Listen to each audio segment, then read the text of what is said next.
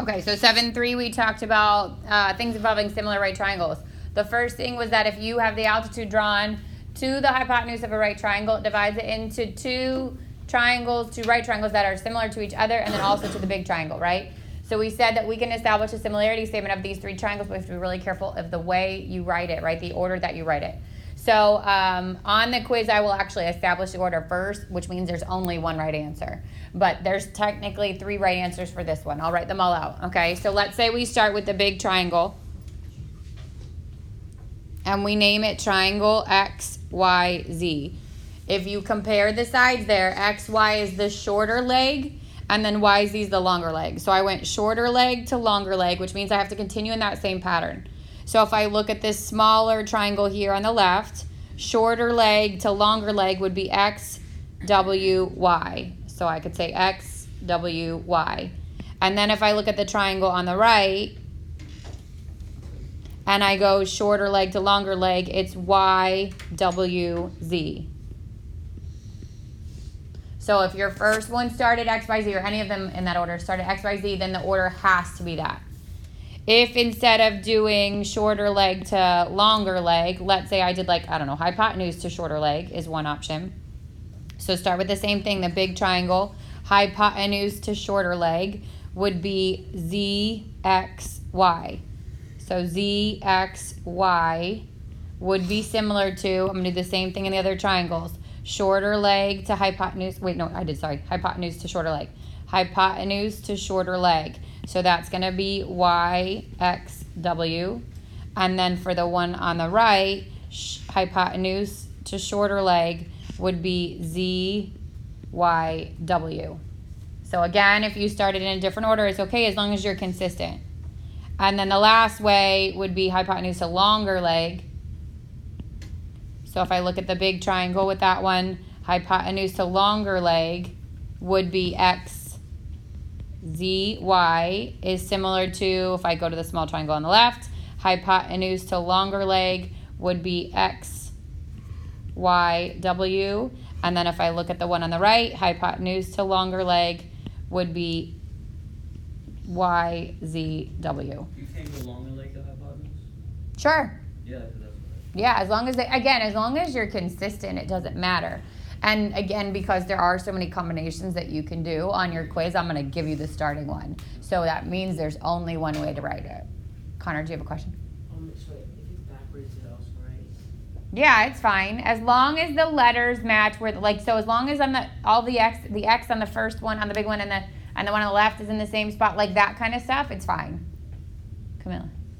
So on the quiz, are we going to be able to tell, You should be able to tell between shorter leg and longer leg. Okay. Yeah. You could always first of all, it should be obvious enough. Usually they're not too close, but it should be obvious enough that you should be able to tell the difference between shorter leg and longer leg. Yeah. If you're unsure, I could give you a ruler and you could measure it. Yeah. Those aren't only the only three possibilities. No, because you can switch around your letters, right? We went, I don't even remember what orders we did, but there's more. Okay, so now we got into the two theorems that you use to apply to this stuff, which is the two ratio theorems or proportion theorems. The first one is involving the altitude, and we say segment 1 over the altitude equals the altitude over segment 2. And then the other one's involving the hypotenuse and the leg, and that is hypotenuse over leg equals leg over segment of the hypotenuse adjacent to the leg. So when I'm looking at 2, remember that sometimes you have to do both. But in this case, I only want to solve for x, and x is located on what? What's that segment called? The altitude. So I know I'm going to choose that proportion, which is segment 1 over altitude equals altitude over segment 2. So segment 1, doesn't matter if it's 9 or 5, as long as it's one of them. 9 over the altitude is x equals the altitude, which is x, over now the other segment, which is 5. And 9 and 5 could be switched, doesn't matter. So now I cross multiply, x squared would equal 5 times 9, and then I square root. And we talked about yesterday how I could do that, or I could keep it, it should be 45. Or I could keep it separate. Since I'm going to break it down anyways, it's usually easier to keep it separate. So if I keep it separate, this is 3 and 3. There's a double 3, which means 1 3 goes to the outside of the square root. The 5 would stay underneath. So x should be 3 root 5.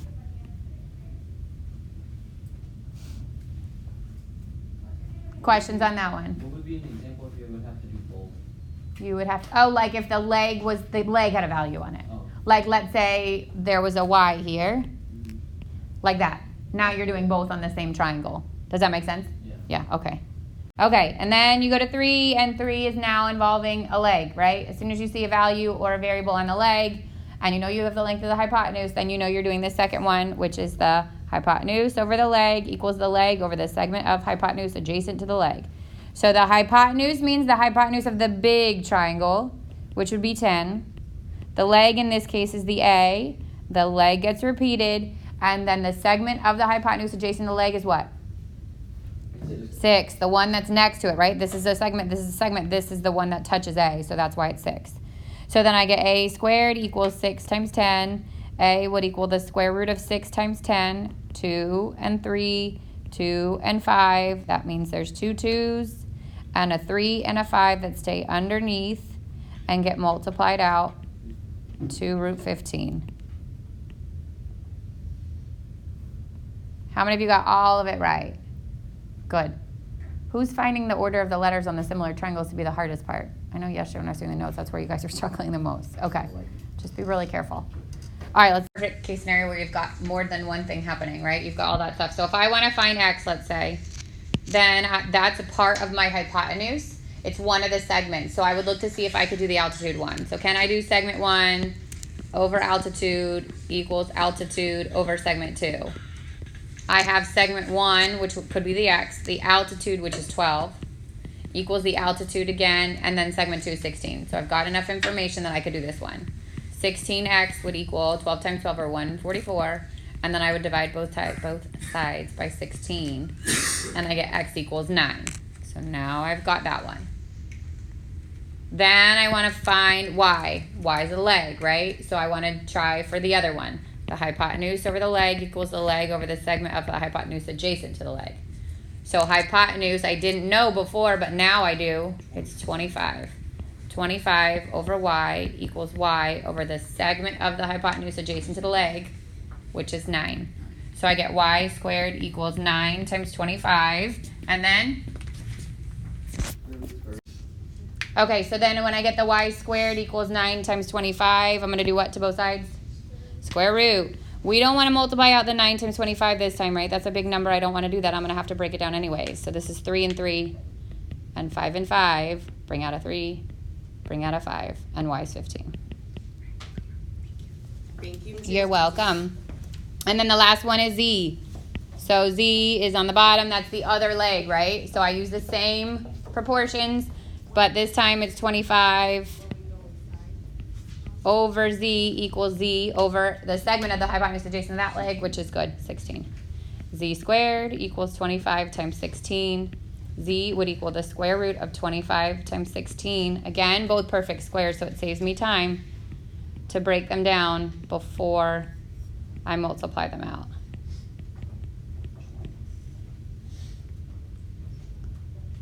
So on your quiz, you'll see some of them are going to be whole numbers when you break them down. Some of them are going to be simplified square roots, but you're going to make sure you simplify everything. All right, so this one is a leg, right? So you've got the leg. You don't know the hypotenuse this time. So I would say z over the leg, which is 27, equals 27 over the segment of the hypotenuse adjacent leg, which is 16.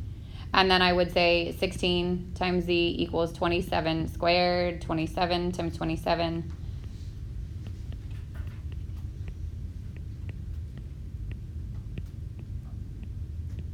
729. And then, oh, not a square root, sorry, a simplified fraction is how you would leave this one. And then I would say it wanted you to round it to go ahead and like divide and round. So that's 4.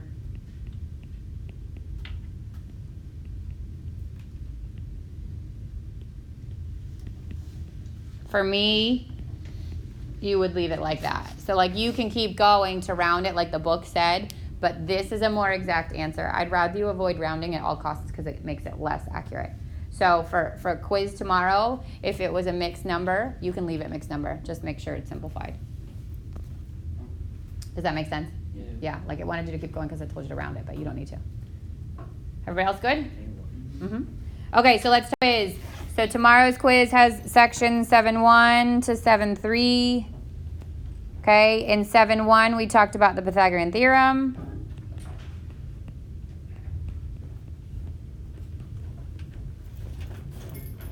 Which is a squared plus b squared equals c squared, and c has to be the hypotenuse, right? The longest side or the side opposite the right angle.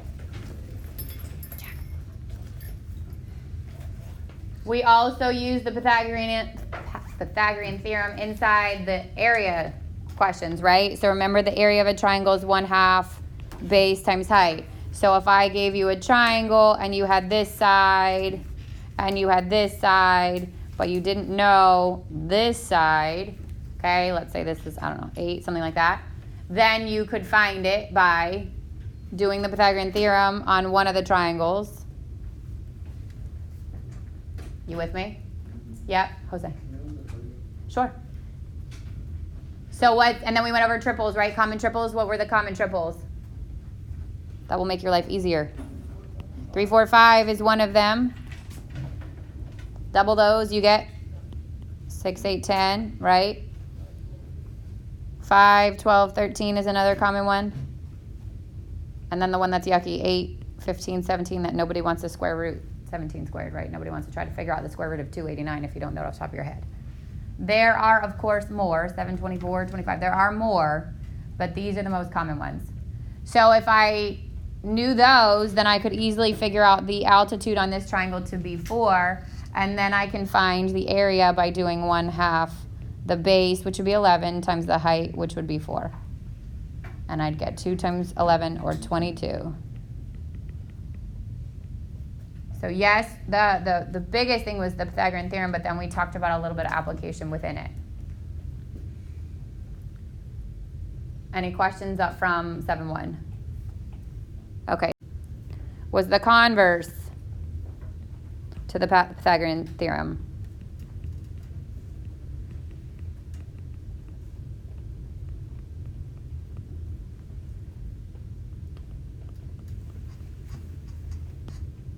Okay, and the first thing we're going to check to see is, can they form a triangle? And for that, we're going to say A plus B has to be greater than C. And we know A and B because they're the smaller two sides. So the biggest is always C, right? So I'm going to add up these two smaller sides, set them, and see if they're bigger than C. If they are bigger than C, then I can classify it. And if C squared is equal to A squared plus B squared, then it's what kind of triangle? Right. Good. And if C squared is less than A squared plus B squared? Acute. And if C squared is greater than A squared plus B squared? Obtuse. But you definitely want to check first. It stinks to go through all that work, get an answer, and be completely wrong because it didn't even form a triangle to begin with. So there could be decimals where you've got to multiply. There could be square roots where you're going to have to square them. Remember, like if I had something like a side length of 2 root 13 and I go to square this, good. Something like that. If it's just a square root squared, then it's only what's underneath.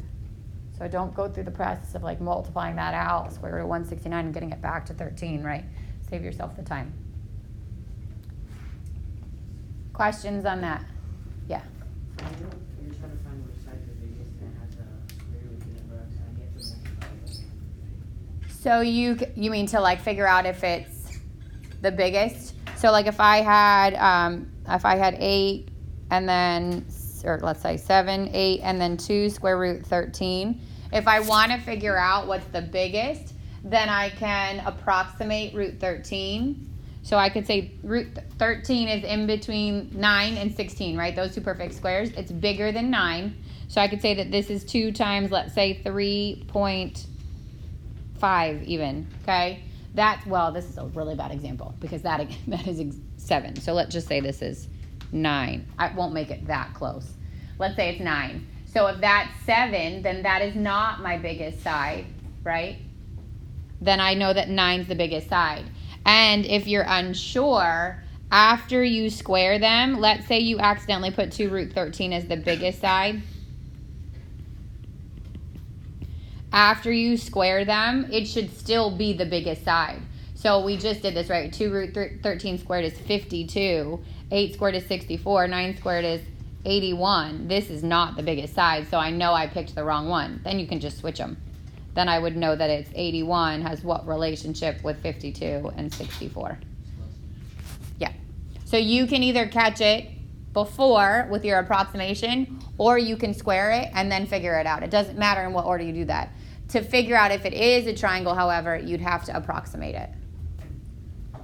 So you would basically convert the square root to a number Mm-hmm. An approximation by approximating the square root Yep. and multiplying it by the number that's on the front. Mm-hmm. Any other questions on 7-2? Okay, and 7-3 is what we just did yesterday, which was the similar right triangles. So you've got to be able to give a similarity statement given a right triangle that has an altitude.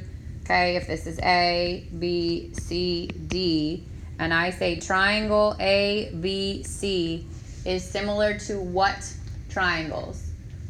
So what is A, B in that big triangle? It's long. It's the longest leg. And then I went A, B, and then, oh, not B. D.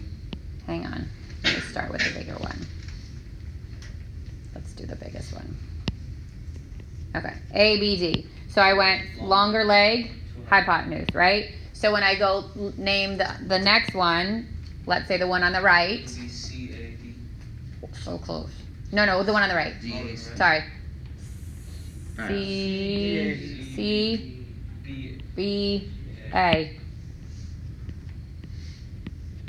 Now the one on the left, C, A, D.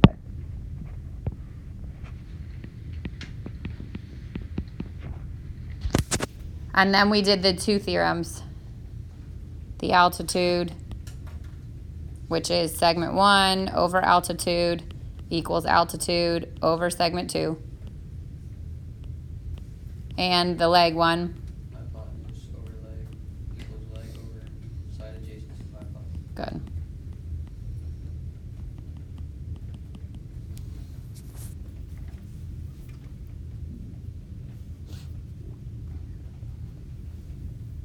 Questions? Okay, I'm gonna publish your quiz review so that you could work on it. The answers are on there, like just the numeric answers, and then I'm working on the worked out ones, and I will post those as soon as I'm done. Sure. Tomorrow is a shortened schedule because you're going to homeroom at the end of the day for PSAT results.